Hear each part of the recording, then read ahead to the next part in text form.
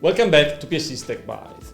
Today we start a new series of episodes about Microsoft Copilot Studio, which is a really powerful no-code tool that you can use to create custom copilots. It has been built on top of the former Power Filter agents, and it is part of the Power Platform family. With Microsoft Copilot Studio, you can either create custom copilots of your own, and you can host them almost wherever you want using a various set of channels like Teams, Slack, Skype, and so on and so forth. Or you can use it to extend Microsoft Copilot for Microsoft 365, creating custom plugin for Copilot. There is a web app, and there is also a Teams app integrated with Microsoft Teams. From a licensing point of view, if you plan to create custom copilots, you will need a tenant license, and you will also need a license for every single user who will create or manage your custom copilots. However, you don't need any additional license for all of the users consuming your custom copilots. If you want to extend Microsoft Copilot for Microsoft 365, you will need a license of Microsoft Copilot. And if you want to use the extensibility model of Microsoft Teams, you will need some selected Microsoft or Office 365 licenses to do that, and it will be limited to Microsoft Teams only. And of course, being a product which is partially under preview, because some of the functionalities that I'm going to show you in this series are under preview, also the licensing might slightly change in the future. So now let me move to the demo environment and let me give you a very brief overview of Microsoft Copilot Studio. In order to use Microsoft Copilot Studio, you simply need to have a browser and to browse to copilotstudio.microsoft.com.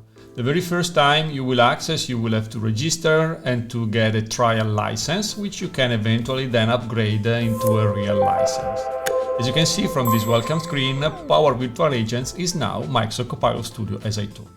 Now from here, you can browse through the copilots that you created, and you can easily create new copilots, which can be custom bots of your own, where you can define a name, you can define the language that you want to speak with your copilot, and eventually you can rely on generative AI and provide the URL of a site that you want to use as the target for your generative AI-based queries.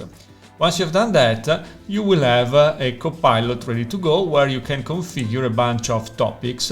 So just to give you an idea, but then we will come back to this later in the upcoming episodes, you can browse a set of topics, you can configure custom topics and define interaction path with your users, as well as you can use Microsoft Copilot Studio to extend Microsoft Copilot itself, creating custom plugins, or you can even go to the home of Copilot Studio and play with the extend section, still in preview, and there you can have the definition of plugins based on the Power Platform or based on the OpenAI or even custom GPTs in the future. So that's what you can do right now with Copilot Studio. And I will come back to each and every of these topics in the upcoming episodes, and we will see step by step how we can use Copilot Studio and custom copilots to query content in SharePoint, to invoke external flows in the Power Platform, to use custom connectors, and to define custom plugins for Microsoft Copilot in Microsoft 365. Like always, thank you for watching this video. I hope you found it interesting, and I'm really looking forward to seeing you next week. Thank you.